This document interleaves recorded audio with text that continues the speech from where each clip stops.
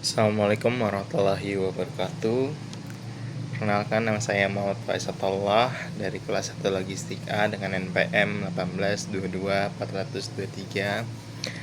Kali ini saya akan menjelaskan tentang pengaruh e-commerce terhadap layanan kurir, menganalisis dampak perubahan e-commerce terhadap permintaan dan operasi jasa pengiriman.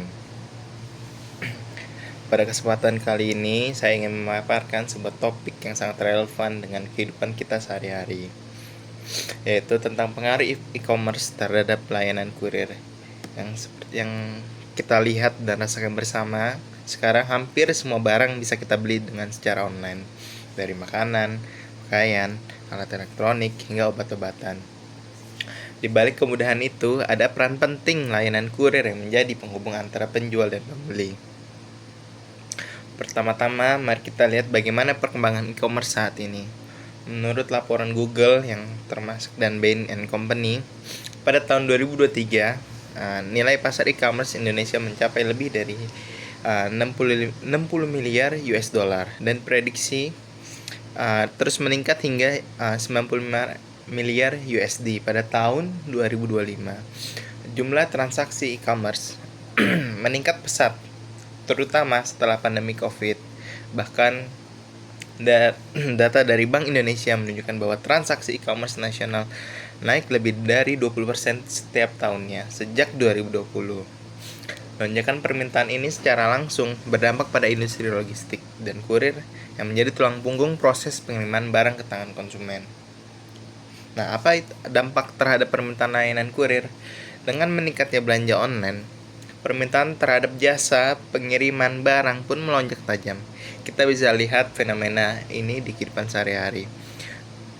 Kurir mengantarkan paket dari rumah ke rumah tidak hanya sekali, tetapi bisa 3-4 kali sehari. Toko online dari platform seperti Shopee, Tokopedia, Lazada, dan TikTok Shop berlomba-lomba menawarkan pengiriman gratis dan same-day delivery. Berdasarkan data dari Asosiasi Logistik Indonesia, volume pengiriman barang meningkat hingga 40% dalam kurun waktu 5 tahun terakhir. Permintaan ini bukan hanya kuantitas, tapi juga kualitas. Konsumen kini menuntut pengiriman cepat, real-time tracking, dan layanan bebas komplain.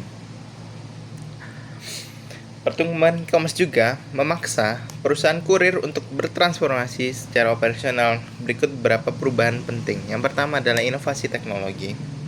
Penggunaan aplikasi mobile untuk pelacakan paket, implementasi AI dan machine learning untuk prediksi volume pengiriman dan rute terbaik, pemanfaatan drone dan kendaraan listrik oleh beberapa perusahaan logistik besar seperti JNE dan Cepat. Nah, for the example, waktu itu saya pernah melihat DHL menggunakan mobil listrik ya untuk mengantarkan paketnya, karena penggunaan mobil listrik tersebut bisa mempermurah biaya transportasi seperti yang harusnya pengeluaran untuk bensin itu menjadi tidak ada. Terus pengeluaran seperti ganti oli dan lain-lain itu juga tidak ada untuk penggunaan mobil listrik. Nah, yang kedua adalah last mile delivery sebagai tantangan utama. Last mile delivery adalah pengiriman dari gudang ke alamat konsumen. Ini adalah bagian paling mahal dan rumit dari proses logistik.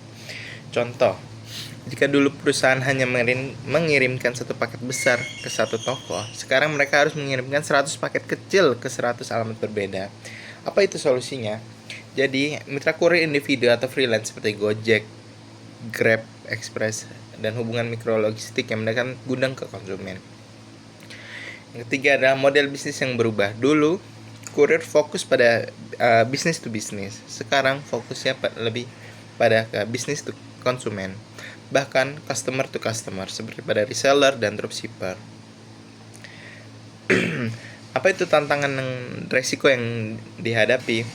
Nah, walaupun pertumbuhannya pesat, industri kurir juga menghadapi banyak tantangan seperti overload operasional saat promo besar seperti Harbolnas atau 11.11, tekanan harga dari e-commerce yang menuntut ongkir murah, dan persaingan ketat baik dari sesama kurir konvensional maupun pemain baru berbasis digital. Kepuasan pelanggan juga menjadi krusial. Keterlambatan satu hari saja bisa berujung pada keluhan di media sosial.